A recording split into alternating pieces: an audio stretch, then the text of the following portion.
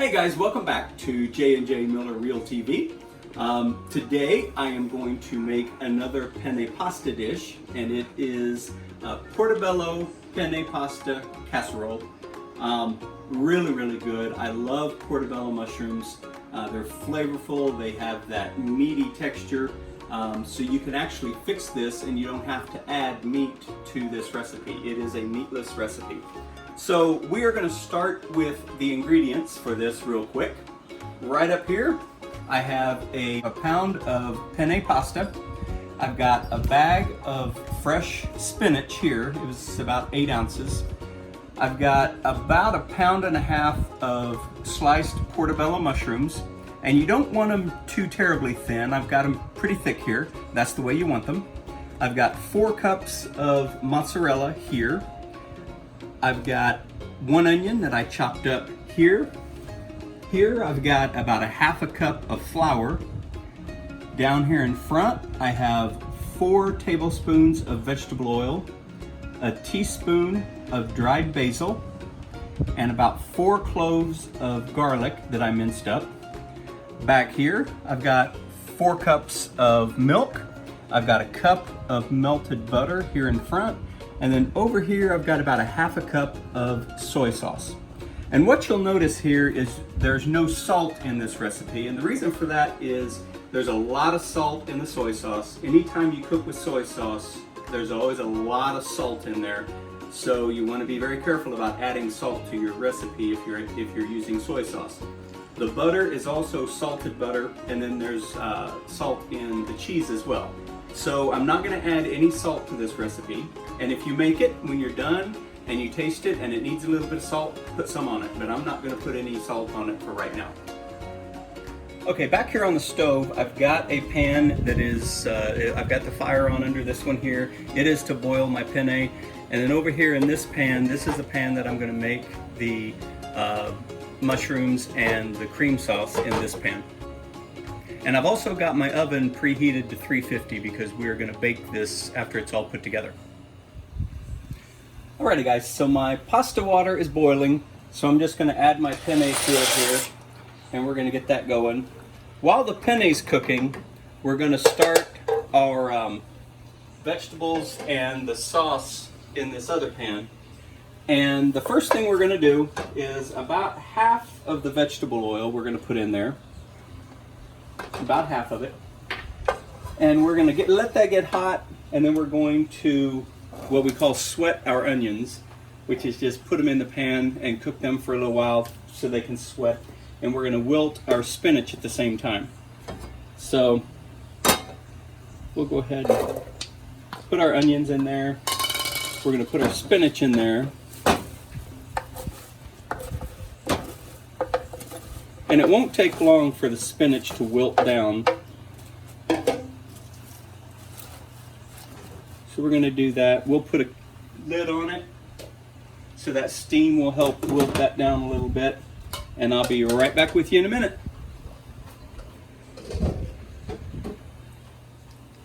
Alrighty guys, so our spinach and onions have been cooked down here. The spinach is all wilted. The onions are starting to get translucent. That's what we want. So that's about ready to pour into our bowl.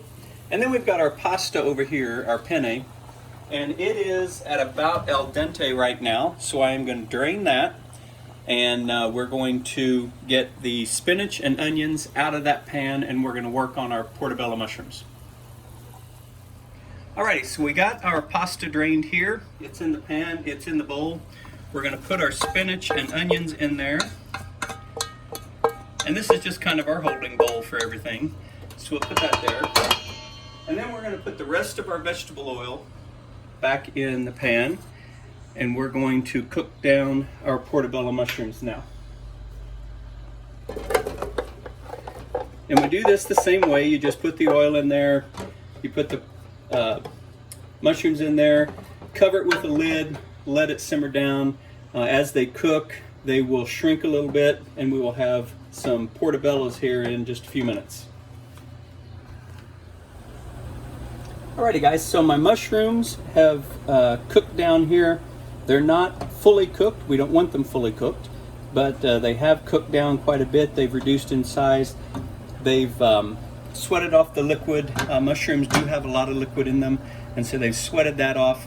So I am going to pour all of this in with our spinach, onions, and pasta, and just kind of let that sit while we work on our sauce. So, the sauce that we're going to have is typical Alfredo sauce, typical white sauce. So we're going to let that butter melt a little bit. It'll just take a couple seconds because it was already semi-melted. I'm going to get all that melted, and then we're going to add our flour, garlic, and our basil, and then we're going to add in our milk to make the cream. So right now we're making what's called a roux, and a roux is just usually some type of oil, either butter or vegetable oil, olive oil, whatever oil you use, and then flour, and that makes a roux. We're obviously adding garlic and basil for flavor, but a basic roux is some type of oil, fat, and flour, and you make the roux, and then you slowly add in your milk, and it makes a cream, and it thickens up with the flour. So we're going to put our garlic in here. Yum yum. Garlic is always a good thing. We're going to put our basil in there, and we're going to put our flour in there, and then we're going to mix this up until it makes the roux.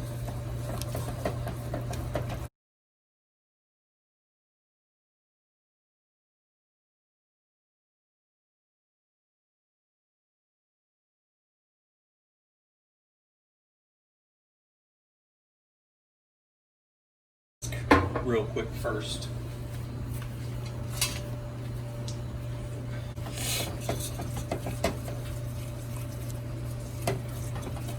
Okay, so our roux is ready for the milk, and we're just going to slowly pour the milk in, whisk it in.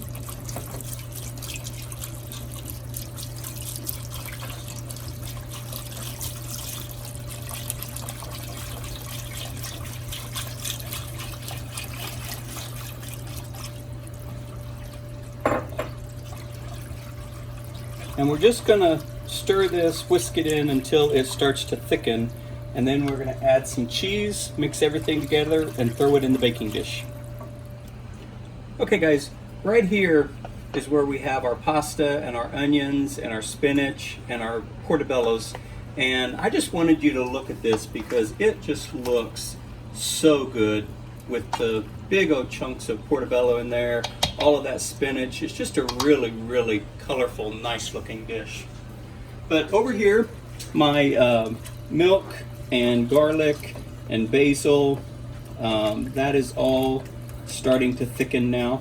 So what I'm going to do, remember we have 4 cups of mozzarella, so I'm going to add, just a good big handful of it to this, and the rest of it we're going to put on top.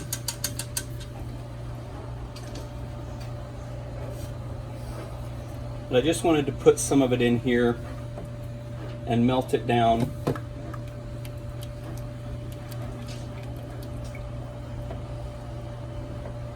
And that'll help thicken it up just a little bit more.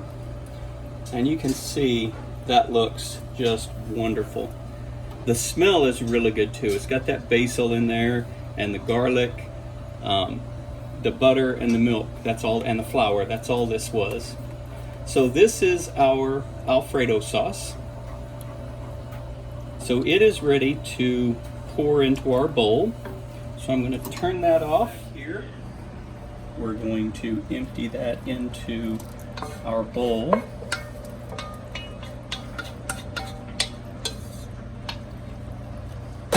We're going to toss this around a little bit. Get all of those wonderful flavors working together here. Doesn't that look wonderful? Oh my goodness. I am a pasta lover. And then the last thing we're going to do with this before we put it in the pan is we're going to add our soy sauce. We're going to stir that up. Oh man, I love the smell of soy sauce too.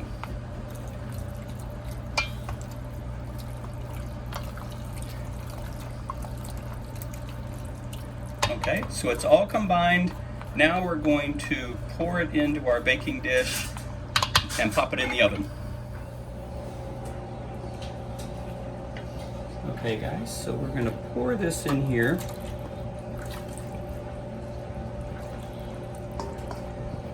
Oops!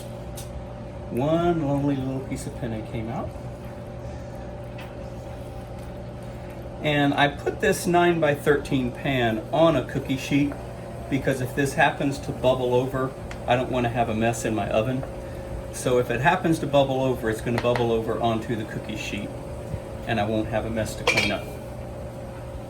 So now we're going to put the rest of our mozzarella on here.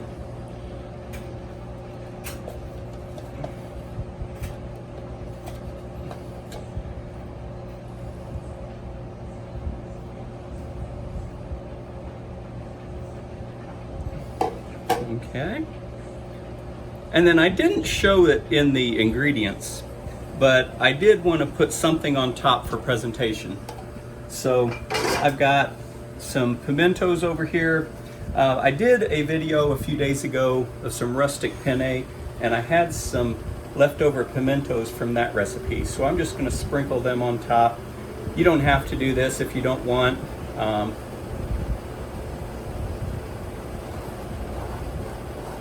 So we've got our pimentos on there, and then I'm just going to dust it with some fresh parsley that I chopped up. Very colorful, very beautiful presentation there.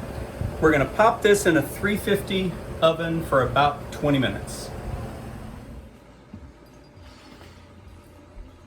Alrighty, hey guys, so the Portobello Penne casserole has been sitting for a while, just kind of settle. So we are now going to plate this up.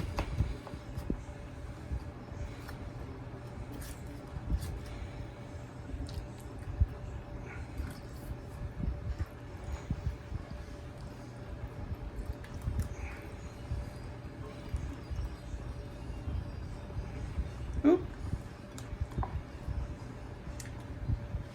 We are going to hit it with just a little bit of fresh cracked pepper.